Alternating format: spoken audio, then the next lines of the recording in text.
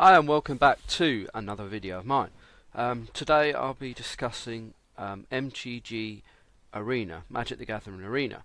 There's been an important announcement. They're going to be adding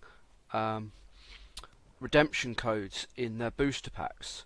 I think this is quite a good idea and could be really good as something like Pokemon. But unfortunately I think the way that they're doing it is quite stingy and could lead to problems, and it's not as generous as other systems. So I'm just going to discuss what form it takes and the positives and negatives, and give you all the information you need. So what are the redemption codes and where are they being tested? At the moment it's only being tested in New Zealand. You get MTG Arena codes inside the Dominaria booster packs. That includes the pre-release and any booster boxes you buy up to May the 1st. You can use your code up to May the 1st. It's only going to be a limited test run at the moment. They're going to be doing it in New Zealand, and it's only going to be for MTG Arena enclosed beta, so you won't be able to use the codes after May the 1st or in any other games like Magic the Gathering Online.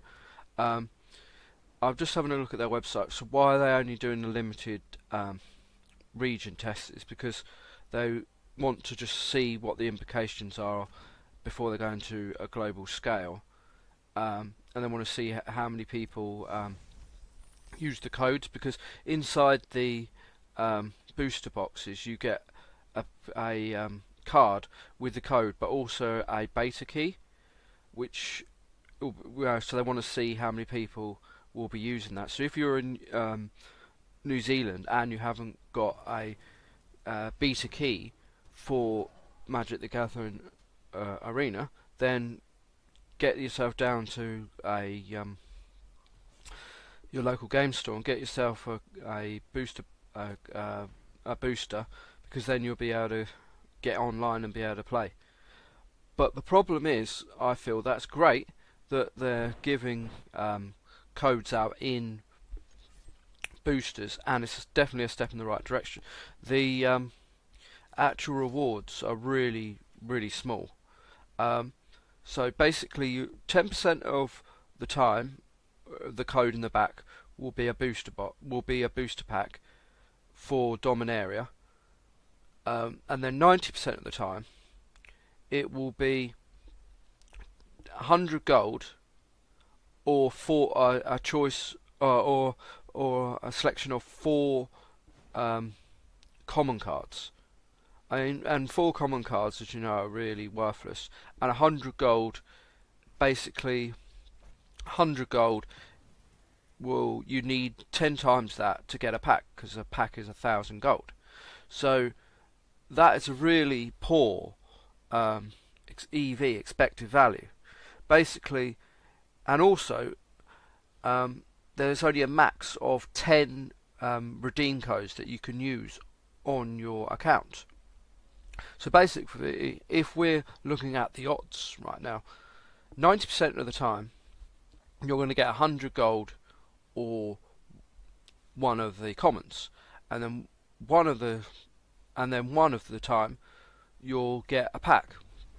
So with your 10 redeem codes, you're likely to get 900 gold and 1 pack. So for the price of 10 packs in real life, you're getting not even 2 packs in the game. I mean, that is a ridiculous system, and not very generous. If you look at other games like Pokemon Online, if you buy booster packs in real life, you get a code in the back, which is like, you'll be able to get it's a 1-for-1. So if you buy a booster pack in real life for Pokemon, there'll be a code in the back where you can get access to 1 booster pack online, and there'll also be special in-game items like rares, event tickets and things like that. It's a far more generous system, and it's a good gateway to get into the game, and you're being rewarded. So you're buying product from Pokemon and you're giving them their money, so why not be able to use it in their online store? It seems that um, Wizards is being far more greedy, and they expect you to buy um, boosters in real life and boosters on MTG Online and MTG Arena. So yeah, they just want loads and loads of money, and it's not being very consumer friendly, to be honest. And getting a chance, only being able to redeem 10 codes, and only being able to get one in 10 to get a pack. The chances of getting anything useful is derisory. And honestly, I just think that Wizards thinks that because of the fans' enfranchisement with Magic the Gathering, and that they think that their game, the complexity of the game, and fans' involvement in the game, and how long they've been playing it for so long, they think that that's going to be enough of a draw to get players in, and they can have a less generous economic model. But this is fundamentally a completely wrong preconception, because it's going to be an uphill battle against the common competitors in the digital market. I mean, Pokemon is far more generous. Hearthstone has the Amazon coins, so you can effectively get cards for about 50% off if you search around. Also, Elder Scrolls Online, they have Twitch drops, they have signing in bonuses for every day, and it's really they have. You can, if you look at Twitch drops, you can look. They were far more generous in the past, but you can log in, look at your favourite streamer, and you can get like event tickets, gold, cheap and free.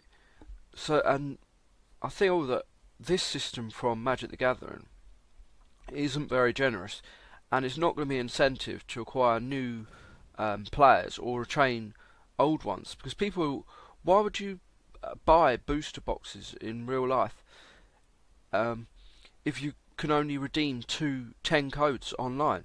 I mean, if you were able to have a one-to-one system like Pokemon, just imagine people would be playing a lot more physical Magic in the stores, and it'll be helping the local game stores, and you could play online for effectively free. But even if it wasn't as generous, even if it was say 50% chance, if you make the free-to-play economy really good, then people are going to be more likely to continue playing and buying cosmetic items.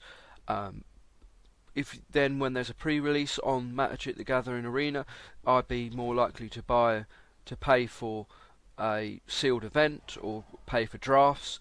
And it's just really good for player retention. I mean, if you look at Fortnite, it is a free-to-play game, but it's the most popular game in the world right now, and it's probably making so much money because making it free-to-play makes the barrier entry nothing, and F1 has lots of people to play against. If you did that with Magic the Gathering, if you could have a one-to-one system where you bought a booster in real life, and then you could get a booster in Magic the Gathering Arena, it would be superb. You'd have a lot more players in the game, and there'd be a lot of players that the whales could play against and test themselves out. And if you take a game like Hearthstone, it's becoming really stale because there's not any new players playing.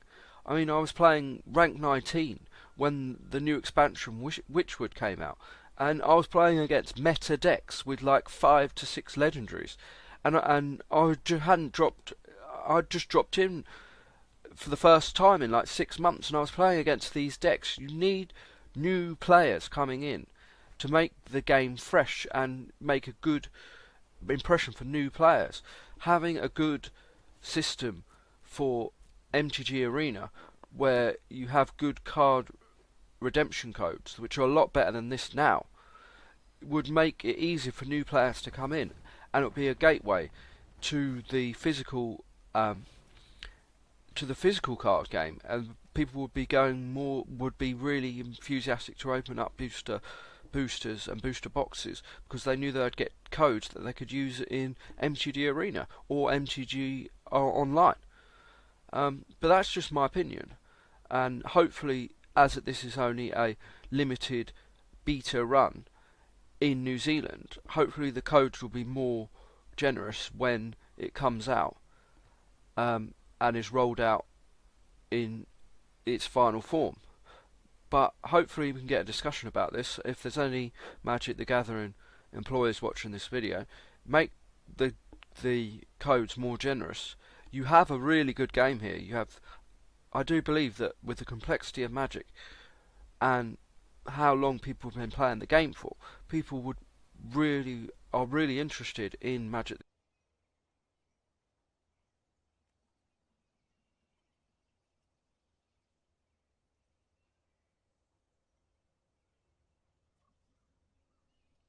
Also, with how saturated the digital card game market is, you can't offer less than your competitors and expect people to leave the current game that they're playing, where they've got full decks and they're established in that economy, to come to your game. I mean, why would you leave Pokemon Go or Hearthstone with all your decks that you have to come to MTG Arena if they're only offering redemption codes of 10% chance of getting a booster? I mean, also, they've talked about the economy in MTG Arena. Basically, you'll only be able to get a maximum of about 1,000 gold a day, which is equivalent to about a card pack, and with the drafts going to be around 5,000 gold, that's going to take you like 5 days to save up to get a draft, whereas in Hearthstone it's 150 gold for a arena mode, and you get, only needing like 1 or 2 wins, you get your money back, whereas in MTG Arena there's not much profit in there, and even if you're getting 3 wins, you're losing gold.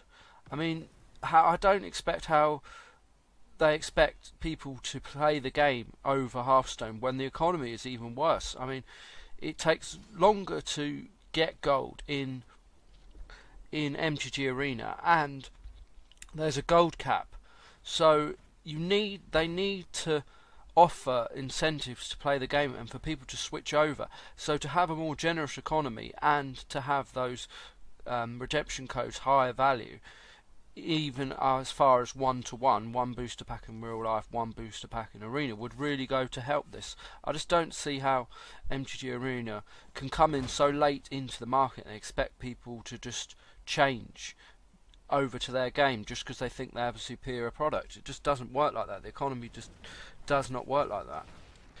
But at the end of the day, this is just in beta at the moment, and things are subject to change. It could get more generous with the card packs and the booster codes.